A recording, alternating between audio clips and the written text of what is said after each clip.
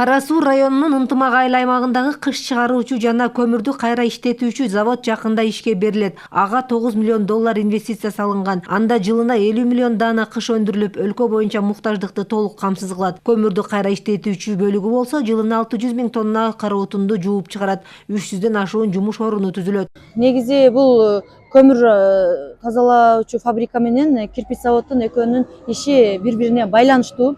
Анткени биз көмүр обогащение кылган заводдун ичинен көмүр жуулуп бүтүп чыккан отходторду, тазаланган отходтор баягы төгүлүп жок болуп кетпеш үчүн ошонун баарын обработка кылып кирпич чыгарабыз. Негизги идея ушудан келип чыккан. Быйыл ачыла турган өндүрүштөрдүн катарында ноокаттагы жер семирткичтерди өндүргөн завод да бар. Анын биринчи этабы жаз айларында бүткөрүлүп ишке кирет. Кытай инвесторлору тарабынан курулуп жаткан завод Кыргызстанда биринчи жолу салынууда. 4 этап менен курула турган өндүрүш толугу менен ишке түшсө, жылына 500 миң тонна органикалык жер семирткичтердин түрүн чыгарат. Бизге ушу жер семирткичтердин керектүү көлөмү 250 миңден 300 миң тоннага чейин жер семирткич керек. Анан эми буга чейин мындайча айтканда 100% биз импорттон көз каранды болгонбуз. Мына Кудай буйруса бул заводдун биринчи линиясын апрель айларында ишке киргизген атат. Баш аягы заводдун мындай ушу жер семирткич чыгаруу көлөмү биздин толук өзүбүздүн керектөөбүздү камсыздап, дагы ушу экспортко да мүмкүнчүлүк түзүлгөн атат.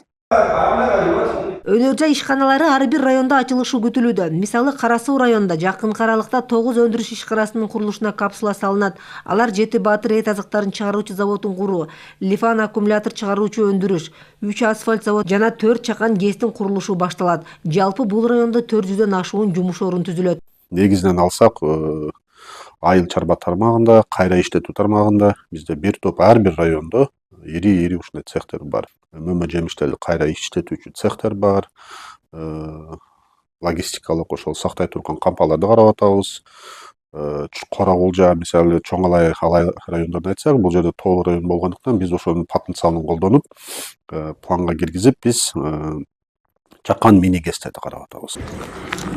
Быйылкы жылы Ош облусу 20 өнөр жай кайра иштетүү ишканаларын курууну планга киргизген. Алар ар бир райондун потенциалына жараша тандалган. Тоолуу аймактарда чакан ГЭСтерди куруу пландалса, башка аймактарда айыл чарба кайра иштетүү ишканаларын, логистикалык борборлорду ачуу мерчемделген. Белгилей кетсек, Ош облусунда өткөн жылы 2,5 миллиард сомдук инвестиция тартылып, 1000ден ашуун жумуш оруну түзүлгөн.